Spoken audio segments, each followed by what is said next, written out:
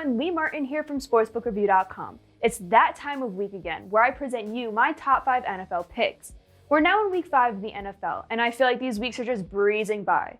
Overall in my picks, I'm currently 13-7, so let's keep on improving that record. Now before I get into my breakdown and picks for the week, go ahead, give this video a like and subscribe to our channel. That way you never miss any new content. For my first pick of the week, I'm going to check out the Arizona Cardinals versus the New York Jets. You know, I feel as if there's not much to say about this matchup since the Jets are considered the worst team in the NFL. The Jets are 0-4 and allow on average 33 points scored against them. In week 3 against the Colts, the Jets were only able to score 7 points and allowed 36.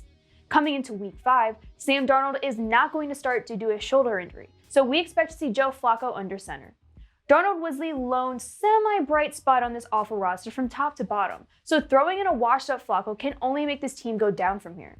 Kyler Murray will be able to move the ball at will, and the Jets have absolutely no one to slow down DeAndre Hopkins. Last week, Kyler Murray completed 24 out of 31 passes for 133 yards and 3 touchdowns. Last week was a rough week against the Panthers, but I don't expect the Cardinals to go down the same route this week. I expect the Cardinals to win by more than a touchdown, so I'm backing Arizona -7 at Heritage. For my second pick of the week, let's check out the Jacksonville Jaguars in Houston. Now let's keep in mind that the Texans are 0-4 right now and appear to be an utter mess. They just fired their head coach and signal caller in Bill O'Brien, something they should have done years ago. The Texans should not be favored by a touchdown versus anybody right now, especially when they'll be thrusted into a position where somebody new is leading the team and calling plays. Gardner Minshew has not looked great lately, but I expect him to bounce back versus a Texans defense that can't stop anybody. Although I believe Houston can win this one, I don't think there'll be more than a field goal. I'm backing the Jaguars +6.5 at Pinnacle. Let's jump into my third pick of the week, where the Indianapolis Colts travel to Cleveland as road chalk. Entering week 5, the Colts have the highest rated defense across the board in efficiencies, third downs, yards, etc. On average, the Colts allow only 14 points scored against them and allow 225 yards per game. Just in the past 2 weeks, they allowed 7 points from the Jets and 11 points from the Bears. The Browns are coming off of a 49-38 win in Dallas, as well as 3 consecutive wins. However, that Dallas defense is giving up points to everyone they play. Cleveland has only played 1 good defense this year, and that was in week 1 when they got destroyed by the Ravens. Look for the Colts to slow down the Browns' offensive momentum and put up just enough points to win. I expect the Colts to shine on Sunday, where they will win the game and cover the spread. So I'm backing the Indianapolis Colts -1.5 at BetOnline. For my fourth pick of the week, I'm taking a look into Sunday Night Football with the Seattle Seahawks versus the Minnesota Vikings. If you go to SBRodds.com, you will notice that the Seahawks are currently favored by 7 points.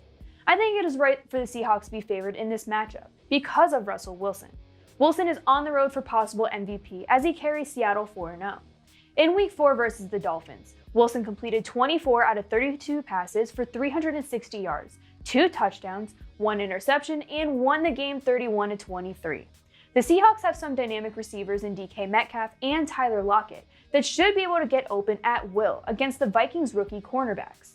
The Vikings, on the other hand, are coming into week 5 1-3 and are coming off of their first win of the season against the Texans. In that game alone, Kirk Cousins completed 16 out of 22 passes for 260 yards and 1 touchdown. However, I think we should take the game with a grain of salt as Houston is a complete dumpster fire right now. The Seahawks are currently 4-0 against the spread, and I expect them to go 5-0 after this week. This is not one to overthink, so I'll be backing Seattle -7 at BetOnline. Last but not least, let's talk about Monday Night Football with the LA Chargers versus the New Orleans Saints. Books are currently favoring the Saints by as much as 8 points. First thing I need to point out, Drew Brees is not looking like how he has in the past, as he is relying heavily on Alvin Kamara to finish the play. The Chargers have a much better defense than the Lions, who will be able to stack the box versus Kamara and make Drew Brees throw in them. And we still don't know if Michael Thomas will be back, along with many of the Saints' defensive starters. On top of that, New Orleans' last 2 primetime games came out as a loss. The first was in Week 2 Monday Night Football, where the Saints lost to the Raiders 34-24, and the second was in Week 3 Sunday Night Football, where they lost to the Packers 37-30. For the Chargers, Justin Herbert looks like the real deal. And if the Saints' top 2 corners are out once again, he should have the field day Matt Stafford should have had last week. Although Austin Eckler is out, I think they'll get enough outside production to keep this game within 1 score.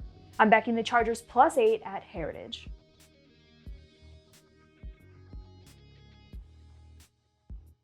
Well, that's all I have for Week 5 in the NFL. If you'd like to check out all of SBR's NFL content, then head on over to sbrpicks.com/NFL. If you'd like to discuss my picks with me, then write in the comments below or give me a follow on Twitter at LeeMartinSports. Be sure to also give this video a like and subscribe to our channel. That way you are always notified regarding new content. I thank you guys for watching and wish you the best of luck on all of your wagers. I'll see you next week with my picks for Week 6 in the NFL.